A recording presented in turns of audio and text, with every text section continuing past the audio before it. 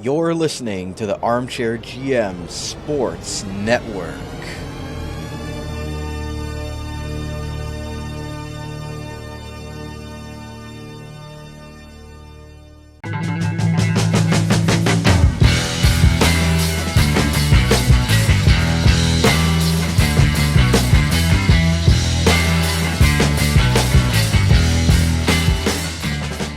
This is Jim Gilchrist, voice of the Kingston Frontenacs. You're listening to OHL Overtime, an in-depth interview show highlighting the players, coaches, and broadcasters from around the Ontario Hockey League who make the league so great, as well as in-person coverage of events such as the OHL Playoffs, OHL Championship Series, OHL Combine, and more, exclusively on the Armchair GM Sports Network. Here's your program host, Brandon Caputo.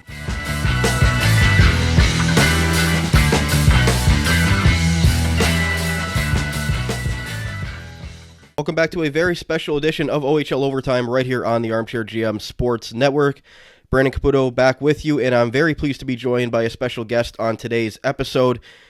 Pleased to be joined by new OHL Commissioner Bryan Crawford. Bryan, thanks so much for taking the time. I know it's been quite the whirlwind of a few months, in the first half of the hockey season for you, making the rounds to all the different rinks and the media tour, going on a lot of interviews, doing a lot of different things. So really appreciate your time. And first off, how has the first half of the season gone for you in your new role?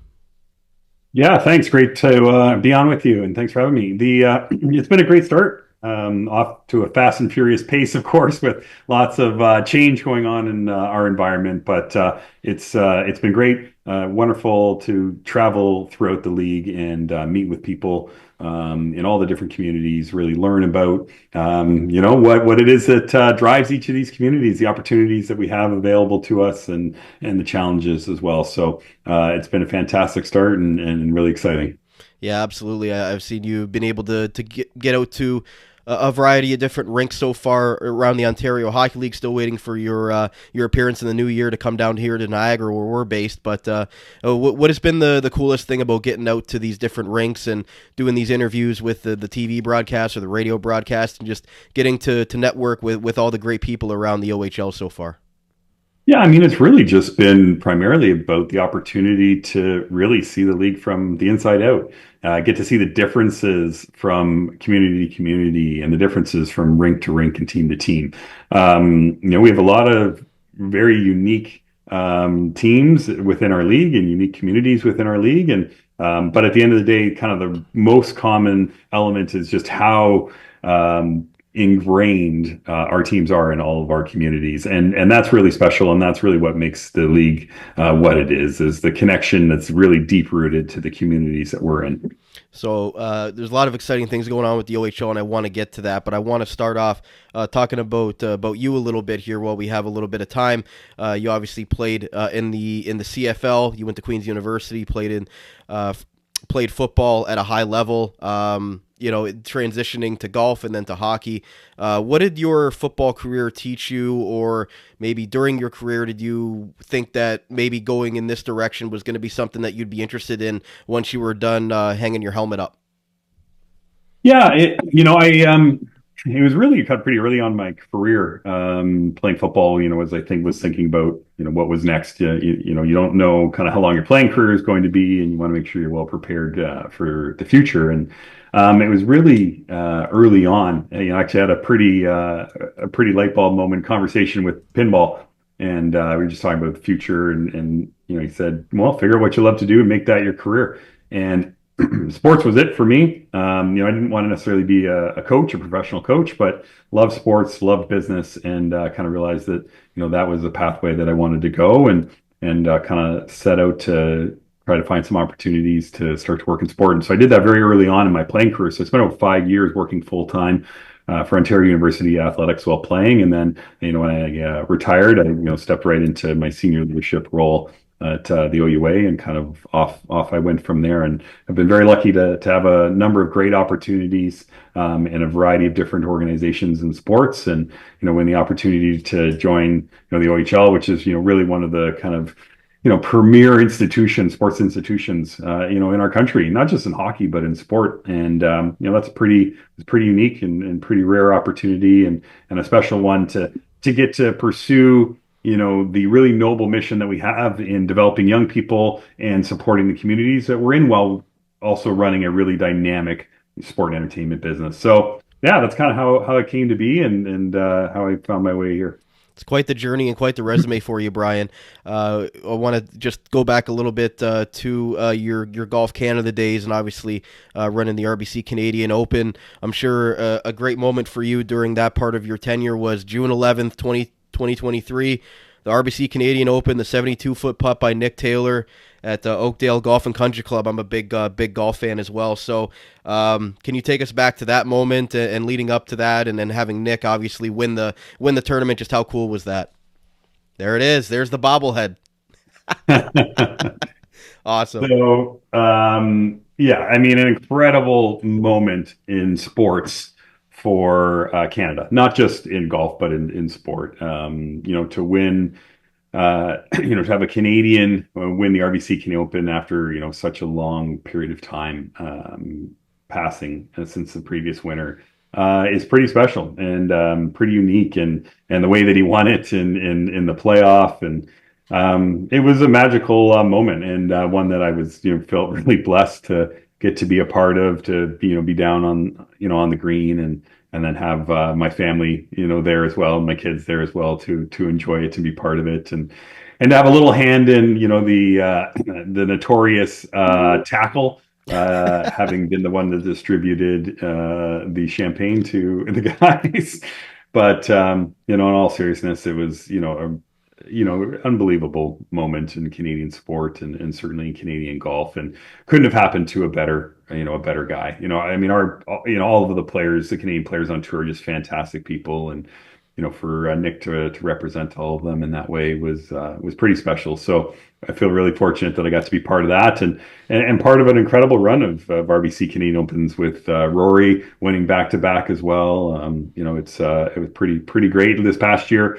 Bobby Mack winning was pretty great. Great young player winning our national open, going on to then win his own national open later in the summer, after falling just a little bit short to Rory 2 years prior, which I was actually in Scotland to see that. And once again, a great guy, great story with his dad caddying for him on his bag this past year. And we're pretty lucky to have some pretty great champions come through the RBC Canadian Open over its entire history.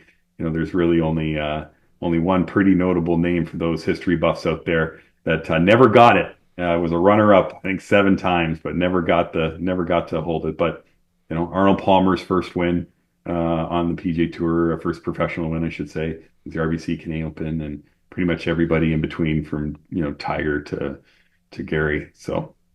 Yeah, I'm glad you weren't the one that got tackled, although you played football, so you'd probably be more prepared for it than anybody else. Oh, I wouldn't have gotten tackled. No chance.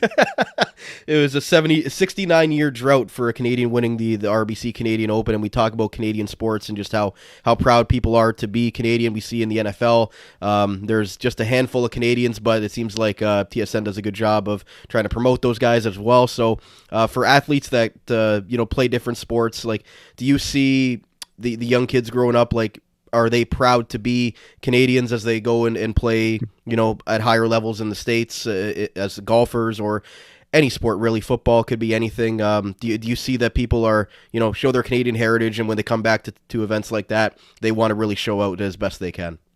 Oh, I mean, I've never seen a Canadian or met a Canadian athlete that wasn't fiercely proud of being Canadian and representing their country. It's a pretty special honor. And my time in basketball, I mean, we saw the national team this summer, maybe fell just a little bit short from what their goals were, but it's a golden age of basketball in Canada, and those guys are incredibly proud to be Canadians and representing Canada in the NBA and on the international stage. And likewise with the golfers. They're a very tight-knit group, very proud to be representing the country. Did a great job this past fall at the President's Cup that was hosted in Montreal. And so, and I think it's obviously true in hockey as much as anywhere. The World Juniors, what an honor it is for players to go play at the World Juniors coming up here in Ottawa in a couple weeks' time.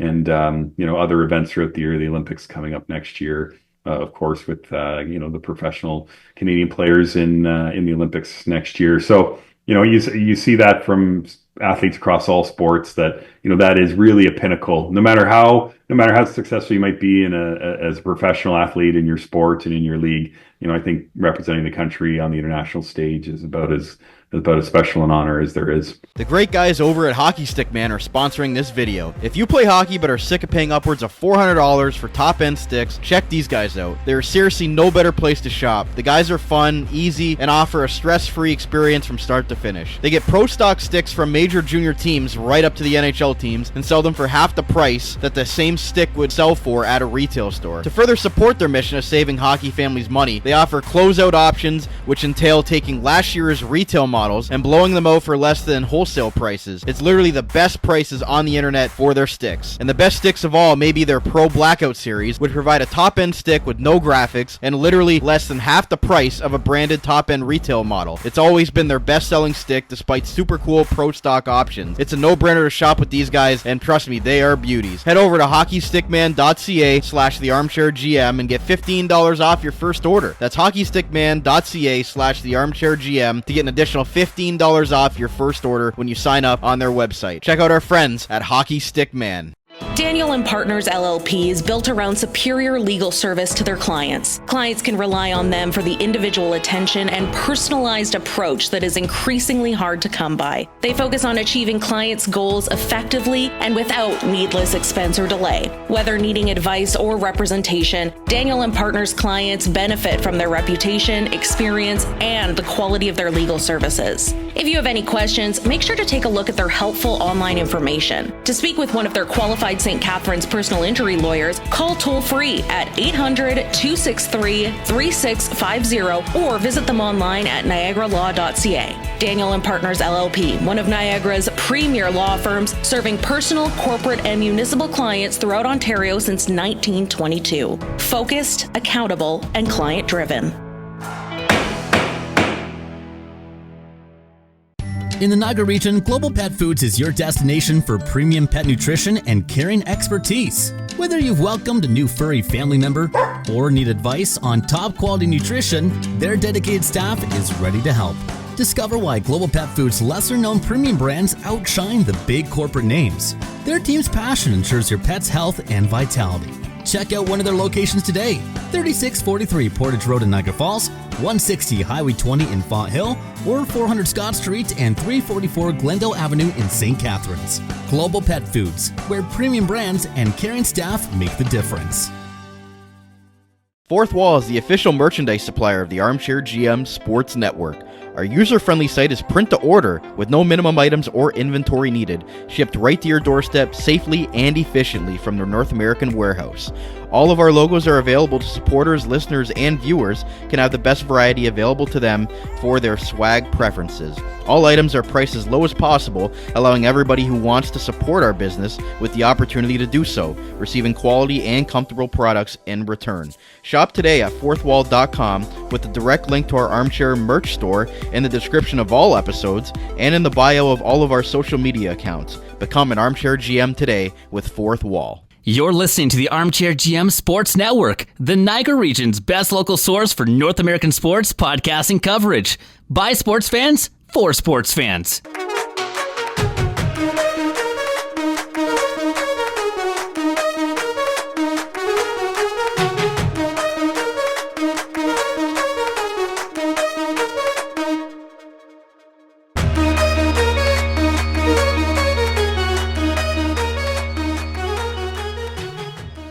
As we kind of transition now to the hockey side of things, Brian, and obviously being the commissioner of the Ontario Hockey League, a lot of exciting things going on, a lot of exciting changes, not just now, but into the future, going forward with the landscape of junior hockey, with the announcement of the NCAA and that sort of agreement. You also released an open letter and a statement about that regarding NCAA, U Sports, and that the scholarship agreement with the OHL, and as well how that is going to be able to allow players to keep their NCAA Division I eligibility going forward, starting in August 1st, 2025. Just how much, when you got into that role, was that sort of something that you wanted to really accomplish and get at right away to make sure that these young players are going to have as many avenues open as possible, whether they want to go to school, whether they want to play hockey, or whether they just want to continue on in whatever's next. That this was something that was groundbreaking for you and you wanted to get done, and that you're glad that that this is happening going forward. Yeah, I mean, I think it's an incredible opportunity for, players and their families to, have the option to play in our league and then continue their pursuits of their athletics and academics at the NCAA level, after they finish their playing careers with us. So I think it's, obviously incredibly beneficial for our league to have all the best, 17, 18, 19-year-old players in the world playing in our league. And incredibly beneficial for hockey to then have those kids have an opportunity to play at the NCAA level, continue their development. I think we'll see as this moves forward, a number of players that maybe are late bloomers that develop a little later that find their way into the NHL that may not have, done so previously. So, I think it's great, on many, many fronts. We're excited about just, additional opportunities and, our chance to, continue to prove that we're, the best development option in the world and one of the best, leagues in the world. And then we have events like the CHL-USA Prospect Challenge. It just happened in London and Oshawa. I know you were in attendance. I was in attendance for that as well. That event, hopefully is going to blossom into the future. They changed up the format this year, invited, the U.S. National Development Program there, and hopefully they'll, continue to grow their program, and it'll be more of a competitive event as we move forward. But what did you think of the way that they changed it from just the CHL Prospects Game to incorporating the USA team, and what did you think of with the top stars of the CHL kind of showcasing on a national stage, a national level across Canada and the United States that the CHL and the OHL as a part of that umbrella is the best developmental hockey system in the world? Yeah, I mean, I think it was great to kind of freshen that up to, capitalize on the rivalry between Canada and the US, of course. And I think that obviously fans really gravitate to that, New Year's Eve, Canada, US at the World Juniors, and obviously at the Olympics and Four Nations and all these other sorts of events. People love that. And I think it was great, a bit of a challenge between which system, is the better system for developing top end players, perhaps. Between our system and the US system, but great partners in hockey that the US development team is in USA Hockey, and we were excited to be able to launch that property this year, and I think it was a great great building block to build future events in future years and what that could look like, and ultimately providing an opportunity to profile these great young prospects from both sides of the border, and we were proud to do it and thankful that we had a great partner in USA Hockey to do that, and excited to do it again in a year. Absolutely, and I think it's going to be out west next year, so I'll have to make the trip out west. But it was nice to have it in the backyard here in the Ontario Hockey League, and what better rinks than London and Oshawa, two of the the best rinks that the OHL has to offer there, with the capacity and everything, with the history of those two franchises. So I think those were two great places to kind of highlight for the Ontario Hockey League in that sense. And transitioning a little bit, Brian, to the inaugural Connor McDavid OHL Top Prospects Game that's going to happen January 15th up in Brantford. You released a little statement there saying the OHL product, 39 players selected in the 2024 NHL draft, the most by any league in the world. We produced the more than 2,500 NHL draft selections over the past 55 years, and this event, named after one of the league's most distinguished alumni and one of the best players to ever play the game, will only serve to build on the great tradition of development. We see games like the CHL-USA Prospects Challenge, and that was great, but only because you're combining three leagues, you only get to see certain players. So the fact that the OHL is announcing just an OHL prospects showcase to highlight some of the 20 different teams, players that are around the league that are draft eligible, just how important was that for you guys to want to do this, and how excited are you for this event up in Brantford in the beginning of the new year?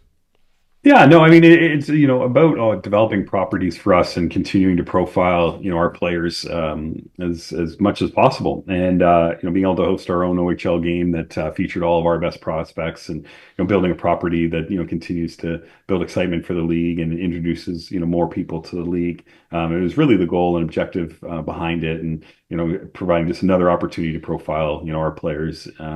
So going to Brantford, and that has been a new market for us, of course, in the last couple of years, and one that we're really excited about for the future, and continuing to build the OHL brand in that community is all part of the idea, and being able to bring on Connor, as the namesake beneficiary for the tournament and having his involvement in it, and is great, and obviously a bit of a nod to our rich history of top prospects, and Connor being certainly one of the most notable recent ones, and perhaps arguably the best player in the NHL right now.